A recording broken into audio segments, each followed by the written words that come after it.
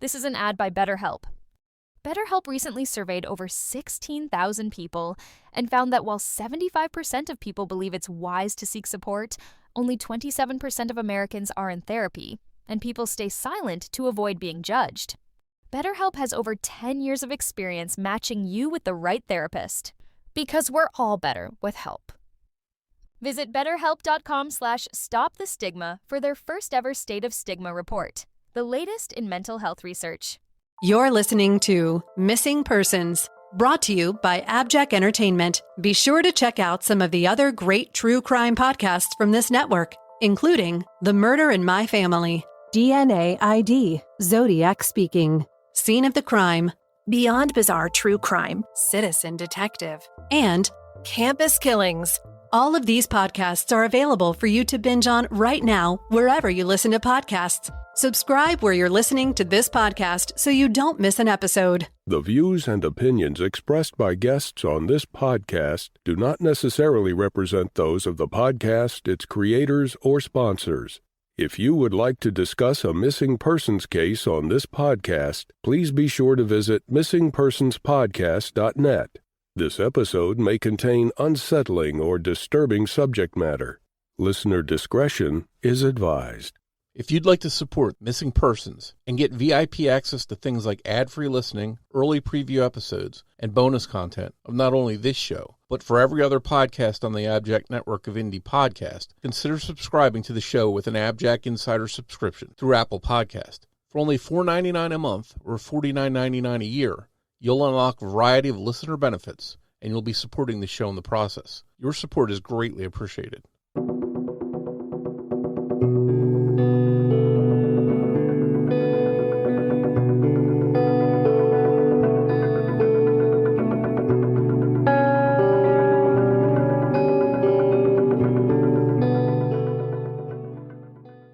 Welcome to Missing Persons, a podcast dedicated to spreading the word about people who have vanished under mysterious or unexplained circumstances and the family members who are looking for answers. I'm Jess Betancourt. And I'm Mike Morford. Together, we created this podcast to help give a voice to people who continue to search for their missing loved ones. In some cases, even after decades have gone by.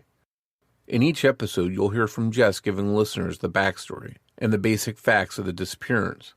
Then Mike will speak with someone who's intimately connected to the missing person, and his guest will share their story with us. So sit back and enjoy this episode, and who knows, maybe you can help us find someone who's missing.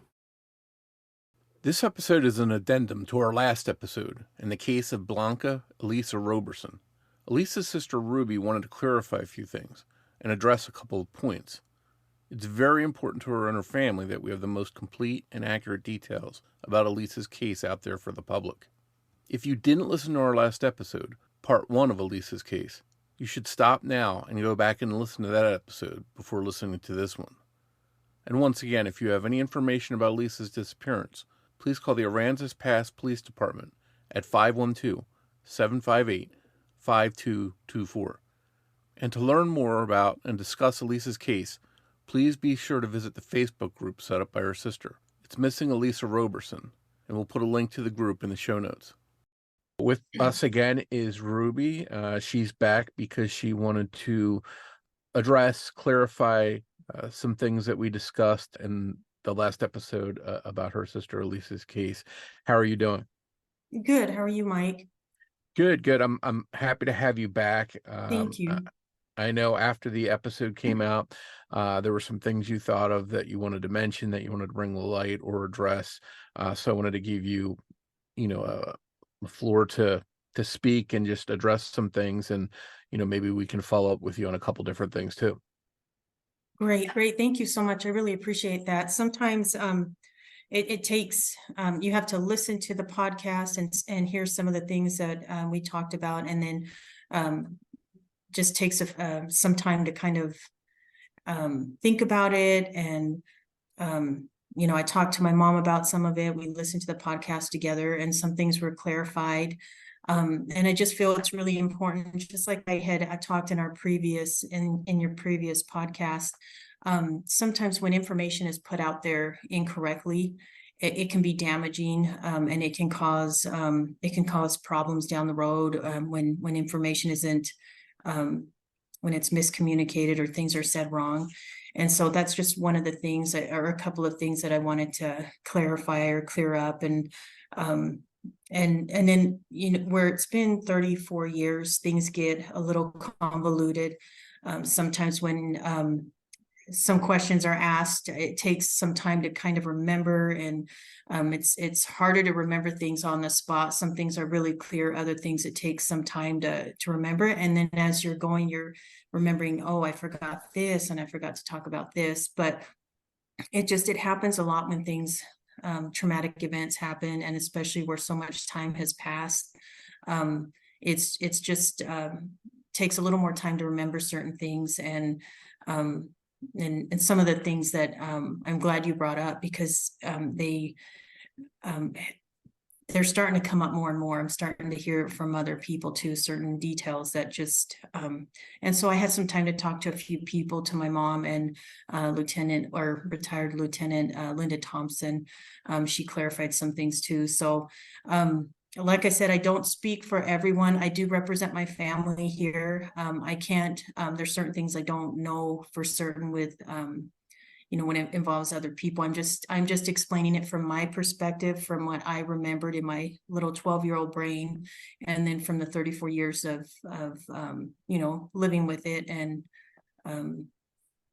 processing it. So I represent my family, but I also speak for my family and for myself. So I just wanted to clarify that as well.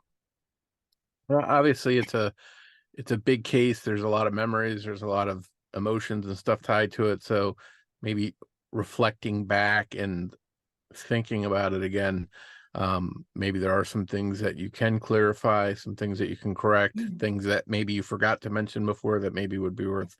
So, if you want, just go ahead and run through some of the things that you were thinking about, and we'll talk about those. Okay, so one of the things that we had talked about, you had asked about the there was a comment that was, or a report, one of the initial reports that was put out was that my sister was very immature, and so I talked to my mom about it. And I think I understood. I think I talked about it a little bit, that I felt it was a language barrier, and that maybe the information wasn't conveyed correctly. And so it's what I thought, but she was able to explain it a little bit better to me. And so something that she had said was, of course, she spoke very little English, and things get lost in translation. I think this is just a simple case of it just was lost in translation. And how my mom explained it was Lieutenant Linda Thompson had asked her, is Elisa mature or immature for her age?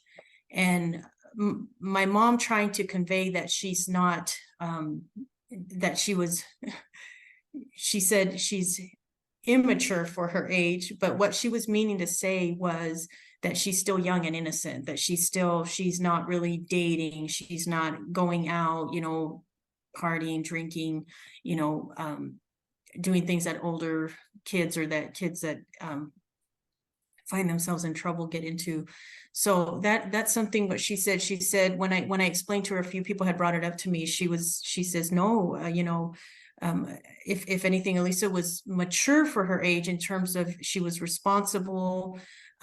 She had to be, because of the situation we were in. My mom spoke only very little English. Elisa was her translator. We had some other things going on in the home, and so Elisa was kind of the mother hen, so she had to be more responsible. And so if anything, she was responsible. And then my mom explained to her the question that Lieutenant Linda Thompson had asked her: is she mature for her age or immature for her age? And I explained to her what it meant. And she says, no, Elisa was not immature in that. So Elisa was mature. She was responsible. She was a good kid.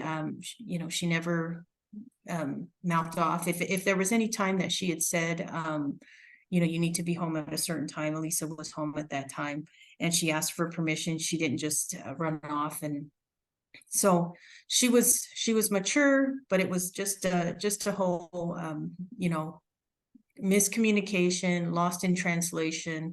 And of course, once that's put out there, like I was saying before, it's stuck in the universe of the internet, and you can't take it back. And that's, I see it a lot everywhere, and there's no way to undo it. But that's what that was, just a miscommunication. And Yeah. And on top of that, a lot of times in older cases too, news reports aren't always accurate. Sometimes things are said, then they get written down wrong. So, I appreciate you clarifying that. And not that it really is a huge piece of the case mystery, I wouldn't think, but it does help us understand your sister a little bit better, that she, wasn't, as you mentioned, she's not hanging around with the older crowd, dating older guys, stuff like that. So maybe she's not at risk as much as she would be if she was doing some of those things that older teenagers might be doing. So yeah, that helps. yeah, I think that's what they were trying to emphasize at the very beginning, because in these older cases, a lot of the older cases, the one thing that you hear a lot of is they weren't taken seriously. And the first thing that you're told by the police department when they take the report, when you call to give the report and they find out it's a teenager, the first thing they're saying, well, maybe she's with her boyfriend, maybe she's with some friends, maybe she ran away. And so I think at that time they were trying to emphasize, no, she was not running away. She wasn't running around with boys. She was, so I think that was overemphasized so that they wouldn't, just so that they would know what the situation was. And it just, you're not the only person. Now, since I've talked to you, there have been a couple other people who brought it up to me, asking about that. So I just thought maybe it's just important to put it out there so that people would understand. Because a lot of people say that it's an odd comment or an odd description to see. I just thought maybe I'd explain that a little bit.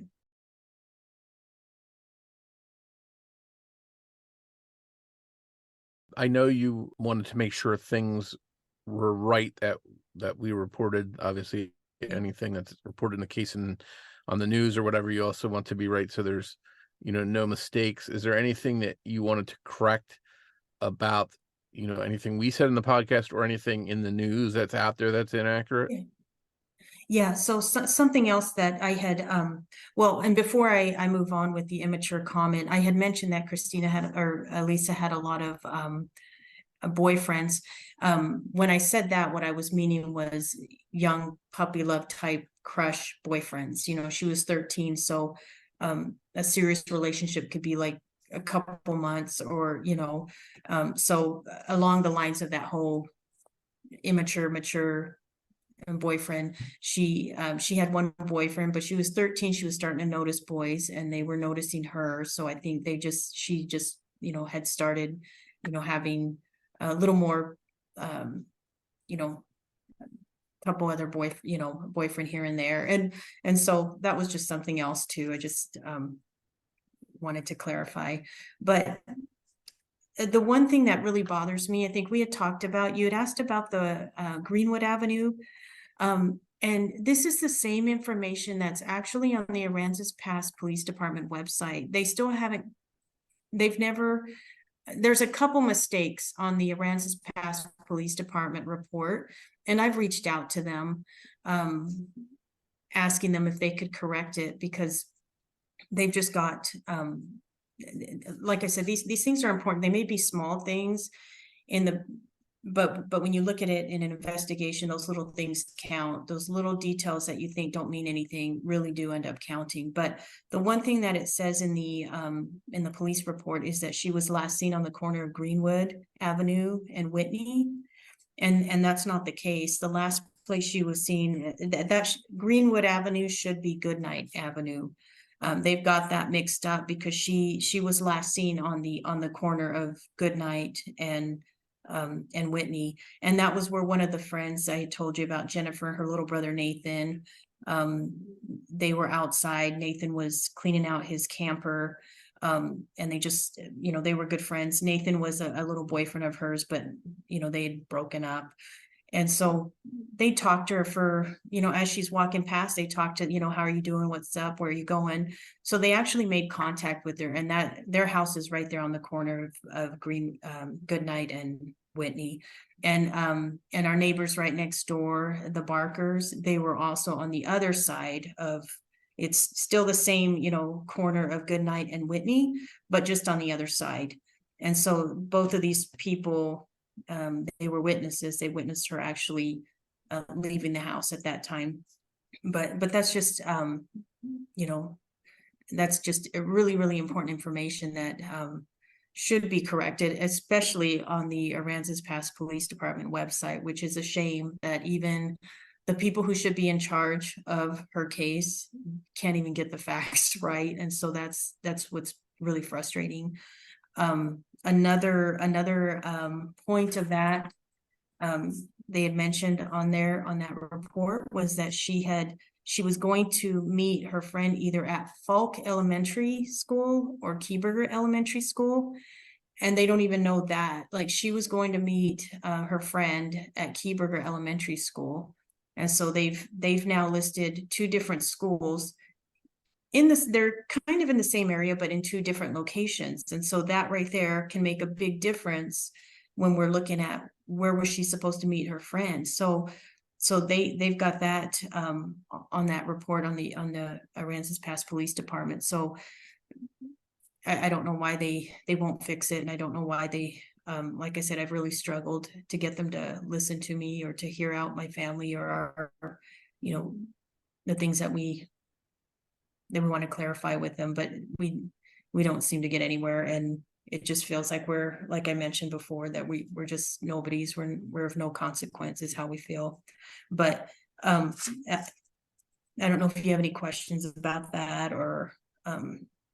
Yeah, I mean, the street, obviously, stuff can get input wrong onto a report or onto a website or what have you. So, but you think they would correct what school it was, and because you never know what little clue could help somebody remember something that happened a long time ago. And if they're thinking, oh, I had something in mind, but it must not be important because they're talking about another school and I saw this at this school, a little thing like that could be a small but important detail. So I'm curious why they haven't fixed it. Have you reached out to them asking them to update it and fix it? And what was their response, if any? The first time, and it's one of those things that you see something for so long, I don't know what happens. It's like I don't know if it's some kind of, you just, with what I've experienced and seeing things in different websites, you see so much information that's wrong. And I kind of I'd seen that before, that Greenwood Avenue before, and it bothered me. I seen those two facts, but the way I saw it for a long time was like, what can you do? It is what it is. And so finally, when it's in the recent couple past weeks, that a couple people brought it up to me, I decided I would just send them an email on their website explaining, who I am and that this information's not correct and that it needs to be fixed, and asked if they would please fix that, and I haven't heard a response. Nobody's emailed back or called me or asked me, and that was, sometime last week, whenever it was.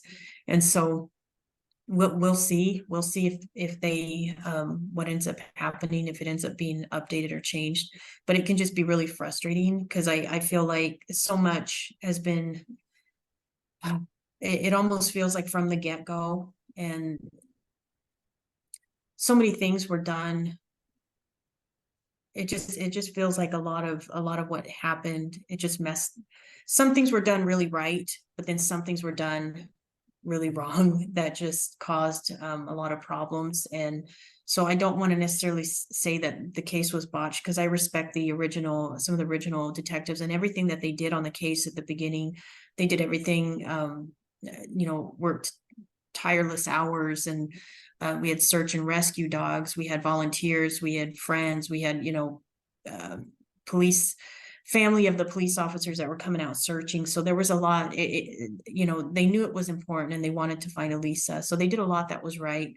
There were some people or some, from what I understand, some officer or the way that it had been reported when the call came in, it should have been some people over the juvenile division should have been notified. Linda Thompson should have been notified, and she wasn't notified that night, from what I understand.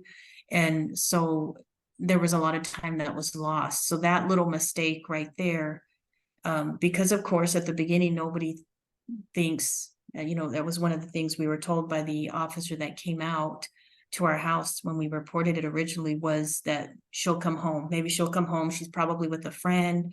So I don't think they took it very serious when the report was originally made. I know after that, there was a lot that was done to kind of make up for lost time, to look for her. They searched, and I'm telling you, a lot of people did a lot, and I'll never forget, some of the people go nameless that I don't even know who they are, but so many people came in to help our family, to help the investigators, and of course all the hours that the investigators worked on the case. So there was a lot that was done right, but then little things I feel that maybe throughout the years too, that could, and even things now that you look back, you were like, you just wish it would could have been done differently, or could be clarified or reported, fixed, or whatever the situation is. So I guess that's just what happens. I'm sure you experienced that too with a lot of the cases. It's just when so many years pass,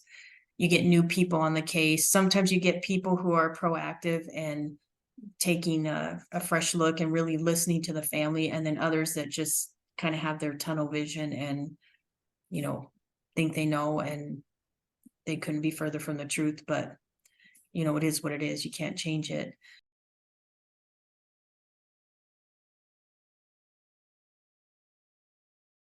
Along the lines of the distance, I don't know if if that's something else that we could talk about, just to kind of clarify to the distance. Yeah, the distance I think is an important piece of this case, because it was, Yeah. We had originally talked about a news report that reported this witness was in a different area away from Yeah. where she would have been walking. Instead, you corrected us and said, no, that's incorrect. The school was here, the house was here, and that witness that saw your sister was on the way that she should have been walking, and that was a rather small area. I forget the exact distance, but it wasn't very far. So it's such a small area for in a short amount of time for something to have happened. So I think that is an important thing to talk about. Yeah, from our house on Whitney Street to the time she got to Keyburger, the distance is it's 0.3 miles. So that would have been about 6 minutes, give or take, depending, how long she talked to Nathan and Jennifer. So, and then the bloodhounds followed her scent. They tracked her scent all the way to the school, and just a little bit further. I think that's 8th Street. So just a little bit past Keyburger Elementary School, and that's where her scent stopped. So we know she made it to Keyburger. So whatever happened to her happened in those 6 to 10 minutes, from the time she left our house to the time she made it to the school. I did want to say, so to clarify too, because this I think may add a little confusion. So if she made it there, and that should have been 6 minutes, whatever it was, her friend that was waiting there said she never showed up. But if the bloodhounds tracked her scent there, and we assume she made it there, how did they miss each other? How would they have missed each other? So something else that had been brought up. So Debbie lived a little bit, because I was looking from our house to Debbie's house was about 8 to 9 blocks. And Debbie had another little friend who came over at the time, and she was running a little bit late. That was something else I found out too from Linda. Debbie was a little behind, and she'd even talked about how she had to go to the bathroom, and her little friend, she was a little younger than her. She either couldn't find her shoes, or she was having a hard time tying her shoes, something about her shoes. So Debbie had to go to the bathroom. And then when then the little girl couldn't find her shoes or had trouble tying her shoes. And so that there was some time there. So Debbie didn't leave right when Elisa left. Debbie she left after, and I don't know how, in terms of the time frame, how long it took her to finally get out of the house. But I remember that, and that's what's funny. You forget or you kind of look details like that, you forget, and then when someone brings them up, or your memory gets triggered, then they kind of start flowing, and you remember, oh, I remember that. I remember she said that. So she wouldn't have left. She wouldn't have left right away. So I think what had happened, Elisa made it there, possibly waited for a minute. I don't know. I could be wrong. I would have thought if it had been me and Debbie wasn't there, I would have just kept walking, because I'm going to meet her along the way. I might as well keep walking. So that's what I think happened. Debbie hadn't quite made it. However long it took her to go to the bathroom and her little friend to get her shoes. From that time, Elisa made it, because Elisa left pretty much right after she talked to Debbie. Like, I'm heading there, I'm out the door. So that's what I assume happened. She got there, Debbie wasn't there, so she kept walking. And then her scent, between the time she just somewhere on that road, because her scent just went a little past Keyburger, not very far, and that's about where it stopped. And where is this in relation to where the witness saw a car? It was a maroon car, is that correct? I don't know exactly where that friend lived. This was something, in talking to a couple other people. It doesn't sound like, well, I don't know for sure. All I know is that there had been somebody that said they had, one of our friends, a little friend of ours, said that he had seen her get into a maroon car. So I remember him saying that. I don't know how extensively it was followed up with. I don't know if it's something that they really looked into. I'm sure they did, because now when I've talked to them, I'm finding out a lot of things that were done behind the scenes that we weren't necessarily aware of. And so I think they were doing a lot of things, and they were interviewing all our friends, of course, the family, neighbors, old, boyfriends of my mom's, friends of Elisa's. So when they were doing all of this, I'm sure that was something that they looked into, and that how extensively they followed up, and if they were able to. I don't know a lot of details with this maroon car. I just know a friend of ours said he saw her get into a maroon car. And so, yeah.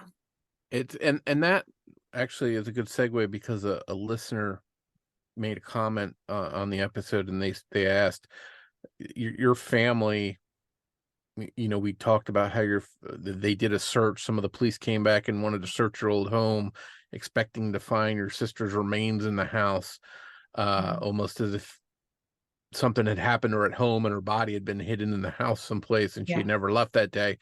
Well, the listener wanted to know, how could that scenario even happen if a witness saw her get into a car that day? That would mean she was out of the house.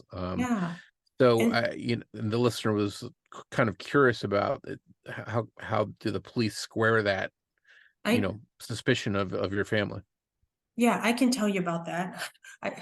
That's been another point of frustration, because I don't know how you get from having people who've seen her. So now we've got Jennifer Taylor, her little brother Nathan, Mr. Barker, Mrs. Barker, that's 4. And then our friend who said he saw her get into a maroon car. So that's 6 people now, 5 people. And then that's not including my mom, me, and my brothers who were at the house that day. So you've got 4, 5, 6, 7, 8 witnesses who saw her leave the house that day. So that's number 1. There were plenty of witnesses, and they were talked to. And so where this thing comes in, and I don't know how much detail I want to go into with this, but there's a person,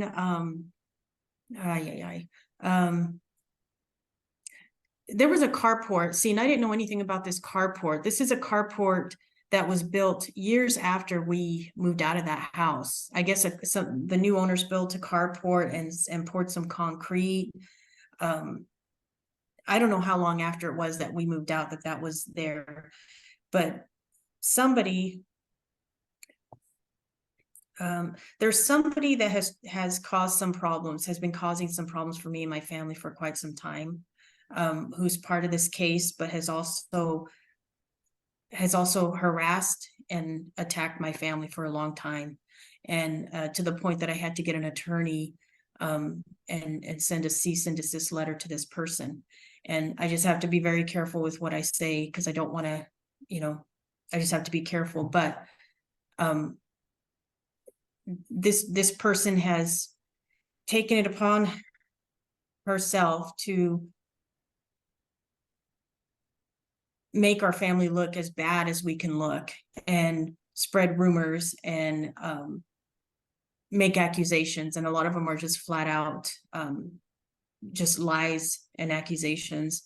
And without going into too much detail, I think this is where this rumor may have come from. I think it's this person who's been causing us problems throughout the years, had talked to the police department and said something about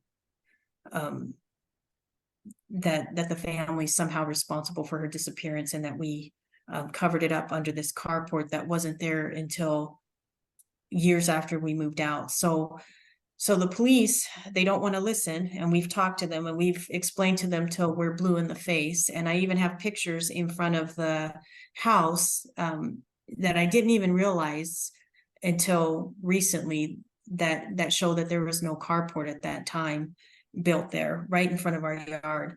But for whatever reason, the police department, the Aransas Pass Police Department, is stuck in their heads that this carport was somehow, when we've got dozens of people at our house, they're searching, we've got bloodhounds, we've got cops, detectives, volunteers, family, all these people at my house, because our home was kind of used as a central station. When we were looking for, you have helicopters too, news media, reporters asking all kinds of things. So you're going to tell me that when all this is going on, somehow my mom by herself built a carport and poured concrete, and you've got wet, none of it makes sense. And they just don't want to listen. And this is something I've pointed out, how ridiculous it is that they're just not willing to listen to us. And I don't know what else to do, but that's how that came about. I'm pretty sure this person made some comments, and that they've just, I've never, of course they won't open up, and they're not truth. I haven't really been able to get much from them to understand where exactly that accusation came from, who said it or where it was made. I just know that they took it and they ran. And when Texas EquiSearch got involved, that was the first place they went and looked, is in our own home. And I don't know exactly what they did, but it sounded like they went in and tore up some concrete and supposedly found some, it's what we heard on the news, because this was never talked to us. And so we wonder if there was anything that was ever found. I mean, that was 2016. Why are we here at 2023? If there's evidence that you're holding on to that could solve a crime, and you're a police department, doesn't that need to be taken out to the next step so that it can? Why are you sitting on that information if it's something that's, in the comment that Kyle Rhodes said, I'm not going to sit here and say someone's going to be arrested soon, but there's a potential for the case to be solved and someone to be arrested. Don't quote me on those, but that's pretty much what he has said. So if that's the case, why are we still sitting on important evidence that can solve solve a crime and find my sister and move forward to whatever next step that we need to get to. So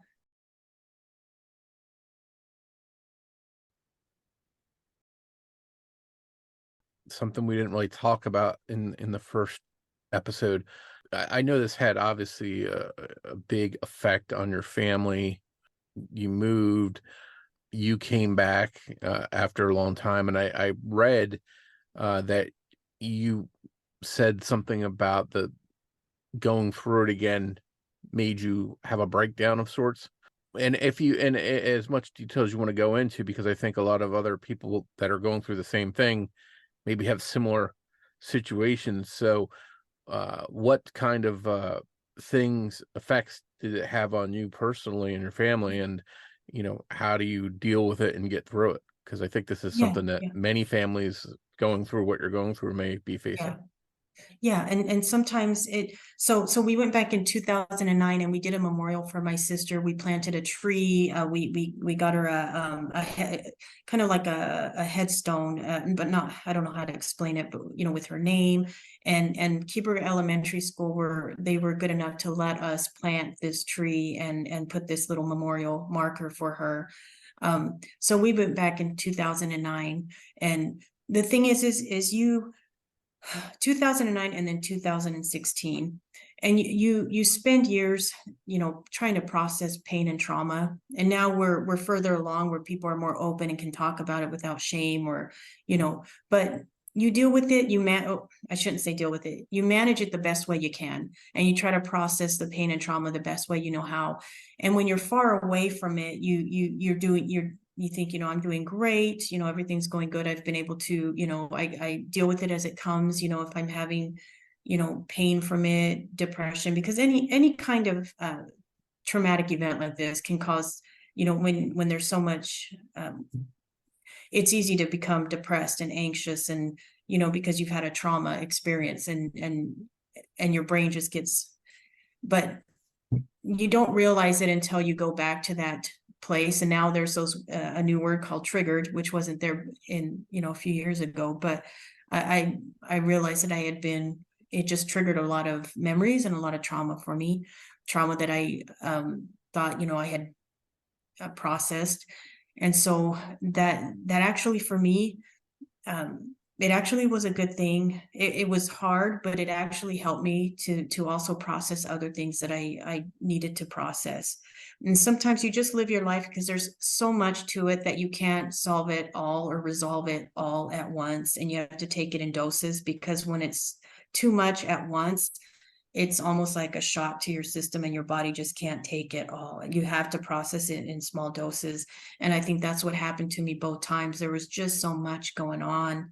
And then people turning on you, people who you thought were your friends, and you start not understanding what's happening around you, and that can be very you feel very powerless, and that can trigger things too. But my advice is, I'm not an expert, but I think what we try so hard to do is we try to push down those feelings, and we don't want to feel them because they're uncomfortable. And that's the most important thing we can do, is feel them. And I hate to say this word without sounding cliche, but almost embrace it in a way that you acknowledge that pain's there. And it's because of your love for your my love for my sister, that pain is there. So it's just, you just learn to be okay with that, and to just take it as it comes, and ride the wave, and not try to repress it and drink it away, or honor it in a way, because that pain has actually made you who you are today. It's made me who I am today. And so that's just the best way I know how to describe it. It's some good advice, because I know listeners of this show sometimes are actual family members themselves that have someone missing. So, I always think about them and what common things other people that are experiencing the same thing are going through. So hopefully that's advice that will help someone out there. Is there anything else that you wanted to touch on before we wrap up? Any other points of interest or things that you'd like to put out there? No, I think that's about it. Just wanted to clarify those things. And like I said, when so many years have passed, things can get a little convoluted, and information gets skewed, and you have too many, so many years and too many hands in the pot. It just can get a little much, but you've allowed me to come back on and kind of clarify some of those things, and I really appreciate that. Yeah, and I think it's important to be as accurate as possible, and please keep us updated if any more developments come out. Let us know, and we'll be happy to pass them along to listeners or put it up on the website. And I hope somehow, despite the passage of time, I hope that you do find out what happened and make some progress in the case. Okay, thank you so much. I appreciate that.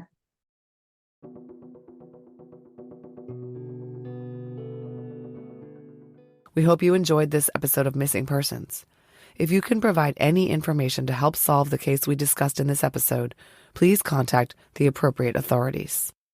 If you enjoy this podcast, please take a moment to tell your friends about Missing Persons and invite them to listen to the show. Word of mouth will help us grow and bring these cases to a larger audience. You can also help us by taking a moment to rate and review Missing Persons on the platform you're listening to us now on. Just a reminder that new episodes of Missing Persons air every other Saturday. If you want to find us on social media, we're on Facebook at facebook.com/missingpersonspod. We're also on Twitter with the handle @missing_pod. And of course, you can find us and contact us through our website, missingpersonspodcast.com. On behalf of Jess Betancourt, this is Mike Morford saying thanks, and we'll see you next time on Missing Persons.